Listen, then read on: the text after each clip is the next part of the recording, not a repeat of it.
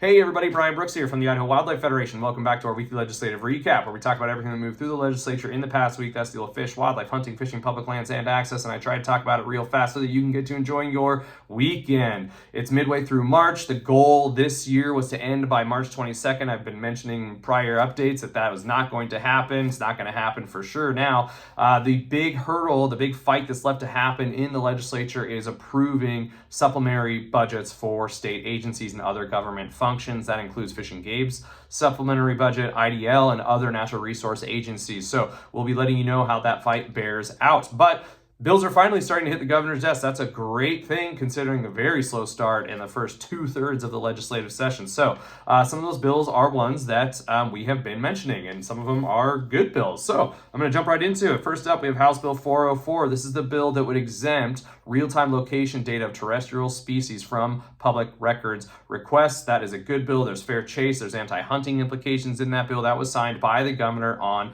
Monday. That's a great bill by Representative Petsky. Next up, we have House Bill 468. This is the Rangeland Improvement bill that would allow Idaho State Department of Agriculture to pursue funding to do rangeland improvement projects on state land. That's all well and fine. However, there's some confusing jurisdictional language regarding wildlife, and that means that we are not going to support the bill, but we're also not opposing it.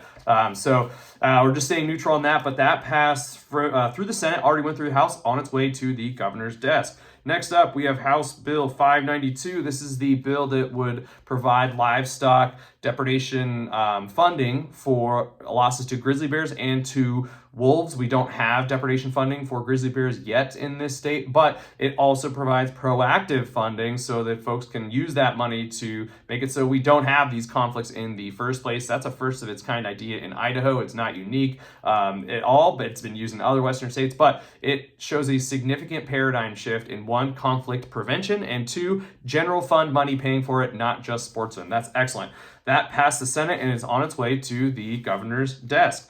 Lastly, we have Senate Bill 1322. This is an invasive species bill that allows counties and municipalities to have access to the invasive species prevention and mitigation funding that we have for the state. That's good because that allows more of our partners to implement mitigation efforts to prevent the spread of invasive species like quagga mussels. So that's a good bill. That also passed through the House floor and is on its way to the governor's desk. That is it for this week. Thanks for tuning in. Go out there and enjoy the spring weather. Take care.